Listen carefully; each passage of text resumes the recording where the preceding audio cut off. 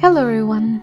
In this video we're going to be working on a library. This is the second video in this series of Seaside shops that I have been building here in my channel. I decided to work with this building instead of the one that is in the middle because I, for the longest time, didn't know what I wanted to do with that second building. But I always knew that I wanted this one to be a library. I almost immediately added that book decoration above the door. It was just so perfect how it fit that space between the windows, so I was going to work in this one first and then leave the middle one for last because I really had no idea what I wanted to do with it, but I really liked how that middle one came out. But this video is about the library, and what I did here was that I liked the idea of it having different levels, and so I decided that the second floor was going to be a children's space and this lower floor was going to be for adults and have some desks for studying and such.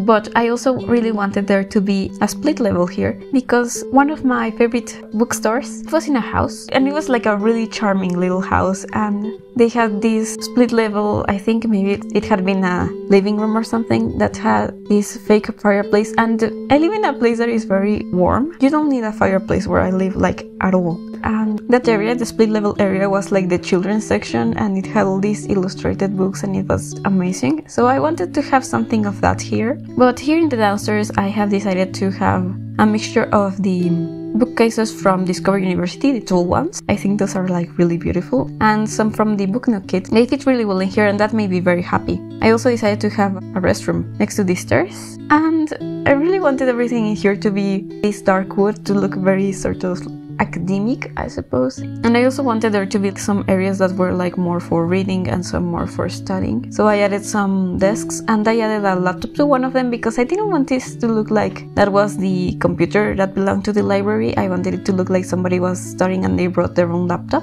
But anyway, I also decided to have a desk for the librarian. So behind the desk I have some books that would be maybe harder to borrow. Maybe those books are older or they are rare or something.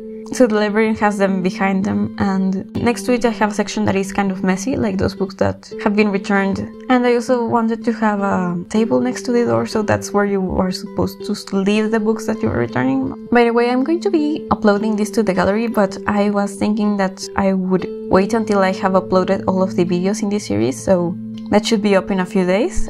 I built this where you would normally find the old salt house, so I wanted this building to have some of that. So the lower part of it is this natural brick and the upper part is that whitewash brick that the original building normally has. So I thought that was a cute nod. And if you would like to watch the process of building the actual buildings, I have that on the first video of this series, which was the cafe, and I will make sure to have that linked down below. And if you're interested in downloading it, my ID is Veranjo. And also, if you're enjoying this video, please leave a like and subscribe to my channel if you haven't. But now we're working upstairs and I wanted it to be really cute. So I decided to have these children's bookshelves, and also I wanted to have a games table outside. This is a library, so that isn't like the most realistic probably, but it's a sim, so it doesn't really matter anyway. I set this lot to be a cafe because of the building next to this one, but it works as a library. It fulfills all the requirements. I think you only need like bookshelves and a few computers and like a restroom or something like that. So if you wanted to set this as a library, you could. And yeah, I have been really enjoying making those community lots that are able to serve multiple purposes. And now that we are going to get the for rent expansion back, that's going to be something that I think I'm going to be exploring a little bit more.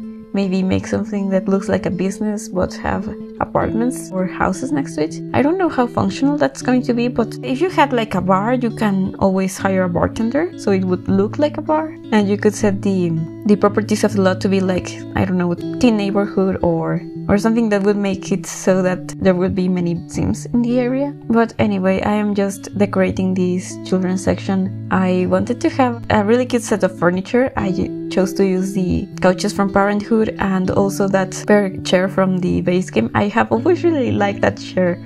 It might be my favorite base game chair. But now I am just adding some of the finishing touches.